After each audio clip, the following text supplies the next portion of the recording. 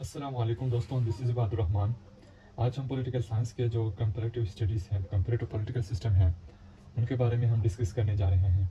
तो सबसे पहले हम क्या करेंगे, जो चाइना की जो पॉलिटिकल सिस्टम है उसके बारे में डिस्कस करेंगे, जिसमें हम ब्रीफली बताएंगे कि किस तरह जो चाइना की जो पॉलिटिकल सिस्टम है वो वर्क करती है, और जो हेड ऑफ जो स्टेट होते हैं वो कौन होते हैं, और जो पार्लियामेंट है वो होती है या नहीं होती है।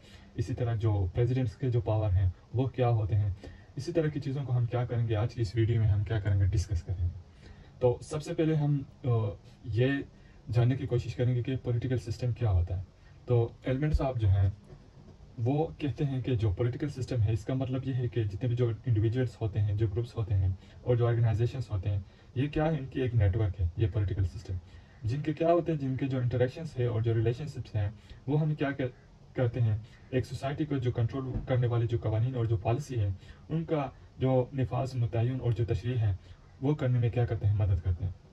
इसमें अगर देखें तो न सिर्फ जो गवर्नमेंट के जो इंस्टीट्यूशंस हैं वो होते हैं, बल्कि इसमें क्या होते हैं, इनके जो पॉलिटिकल एस्पेक्ट्स जो होते हैं वो भी क्या होते हैं, उसके भी तमाम जो ढांचे हैं वो शामिल होते हैं। इसी तरह अगर आप चाइना की जो पॉलिटिकल सिस्टम है वो पढ़ रहे हैं तो उसमें आपने एक बहुत ही अहम चीज़ आपने जहन में रखना है कि वो क्या है, कि वो चाइनीज़ जो कम्युनिस्ट पार्टी है वो है। ये क्या है, चाइना की जो क्या है, एक बहुत ही ज़्यादा क्या है, डोमिनेंट पॉलिटिकल पार्टी है, और चाइना की जो स्टेट है और जो सोसाइटी है उस पर क्या करती है, डोमिनेंस रखती है या उस पर कंट्रोल रखती है। चाइना के जो स्टेट जो कॉन्स्टिट्यूशन है उसके मुताबिक जो नेशनल जो पीपल कांग्रेस जो है ये क्या करती है, जो स्टेट काउंसिल है उसको रन करती है, और साथ ही जो चार जो दूसरे जो इंस्टीट्यूशंस है उनको भी क्या करती है, सुपरवाइज करती है। अगर आप देखें जो एनपीसी है, नेशनल पीपल कांग्रेस, इसको भी क्या करती है, जो कम्युनिस्ट पार्टी है वो क्या करती है, कंट्रोल करती है। जो एनपीसी है वो क्या है, इसको हम क्या करेंगे, आगे चलकर डिस्कस करेंगे। अगर आप आगे चलकर देखें तो चाइना की जो मिलिट्री है, जिसे हम क्या कहते हैं, पीपल्स लिबरेशन आर्मी जो है, इसकी बात करें तो ये एक नेशनल आर्मी नहीं है स्टेट की, बल्कि ये क्या है, जो कम्युनिस्ट जो पार्टी है ये क्या है, कम्युनिस्ट पार्टी की एक विंग है जो उनके मुताबिक क्या करते हैं, काम करते हैं। आपको पता है ना कि चाइना में वन पॉलिटिकल पार्टी, एक पॉलिटिकल पार्टी रूल करती है, जिसकी वजह से जो जितने भी जो पार्स होते हैं वो कम्युनिस्ट पार्टी के पास होते हैं। इसी तरह जो पीपल्स लिबरेशन आर्मी जो है वो कम्युनिस्ट पार्टी के अंदर ही काम करती है। अच्छा, ये चीज़ों तो हो गई। अभी एक दो बहुत ही ज़्यादा अहम चीज़ें हैं, जिसमें क्या है, एक हमारे पास जो स्टेट काउंसिल है और जो दूसरा जो है हमारे पास क्या है, नेशनल पीपल कांग्रेस है।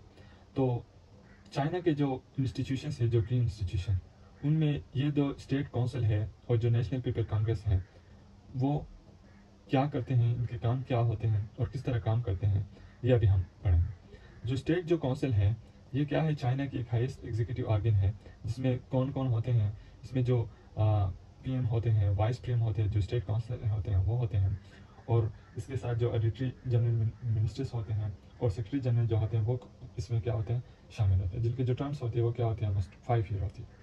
इसी तरह स्टेट काउंसिल के जो प्रीमियर हैं, यानी कि जो प्राइम मिनिस्टर हैं, उनको कौन नॉमिनेट करते हैं, प्रेसिडेंट नॉमिनेट करते हैं।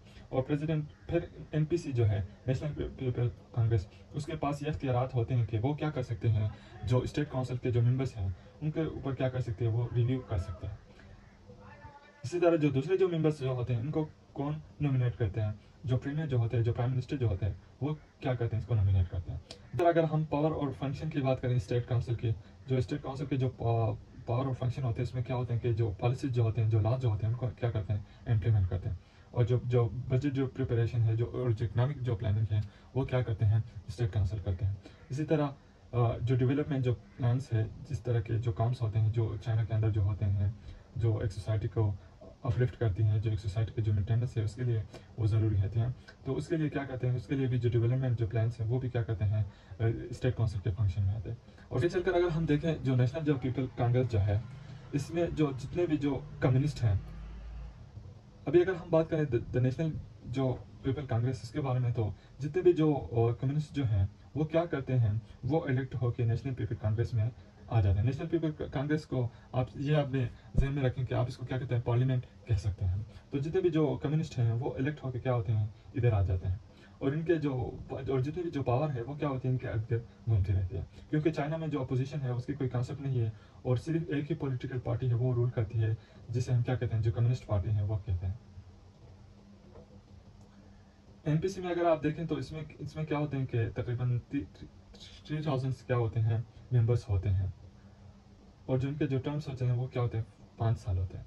और जो पावर और फंक्शन की बात करें तो एनपीसी के पास क्या होती है, लेजिस्लेटिव पावर होती है जिसमें लॉ मेकिंग और जो अमेंडमेंट का जो प्रोसेस है वो इनके हाथ में होता है, और जो एग्जीक्यूटिव पावर भी होती है जिसमें प्रेसिडेंट अपॉइंटमेंट और रिमूवल भी क्या होती है इसमें होती है। और इसके साथ जो पीएम और वाइस जो पीएम है, प्रीमियर जो है, उनकी जो अप्रूवल है वो भी क्या कहते हैं नेशनल पीपल कांग्रेस होती है। इसी तरह इसके पास जो फाइनेंशियल पावर है वो भी होती है, और जो कैबिनेट जो मिनिस्टर्स हैं उनको भी ये क्या करते हैं, अप्रूव कर सकते हैं।